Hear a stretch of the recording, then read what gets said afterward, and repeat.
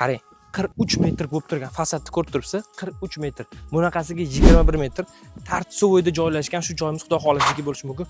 Uy qurib sotadigan akalarga shu videoni tez jo'natib qo'yinglar. Ulgurib qolinglar. Toshkentning eng havosi toza bo'lgan joyimizdan sotuvga chiqib ketyapti. Menimcha, qarang, lokatsiyani cho'zib o'tirmang. Hasanboyga kelganmiz.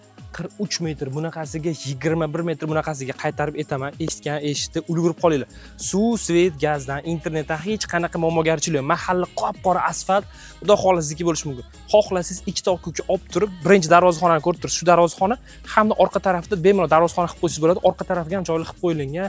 Mahalla vahshiy zo'r ekan deb borib ulgurdi. Xohlasa ikkita okuka, xohlasa uy qurib sotadigan olib, bemalol uy qurib sotsa ham zo'r variant ekan. Ketdi uychini ko'rib chiqamiz. Hovlimizga kirib kelganimizda ko'rsangiz bo'ladi qanaqa fayzli, shinam xonadonligi. Bemalol ikkita uchta akuka olib, o'zligiga boshqatdan restavratsiya qilib, o'zligiga moslab olsa ham bo'ladi. U yoq tarafga darvozaxona, bu yoq tarafga darvozaxona qilib. Yoki xohlasangiz aytganimizda uy qurib sotuvchi akalarga vahshiy zo'r variant. Mana bu ko'rib turgan binolar hammasi ham 100% pishgan qishdan qurilgan, lekin yer hisobida sotib ketilyapti. Bir sotiqaga 25 ming dollardan siz uchun rozi qilib qo'ydi egalarini gaplashib. Nima deysiz? Arzonmi, qimmat? Fikrlarni kommentariyaga yozib ketinglar. Bu yoq taraf, yon taraflarda ko'rib turibsiz.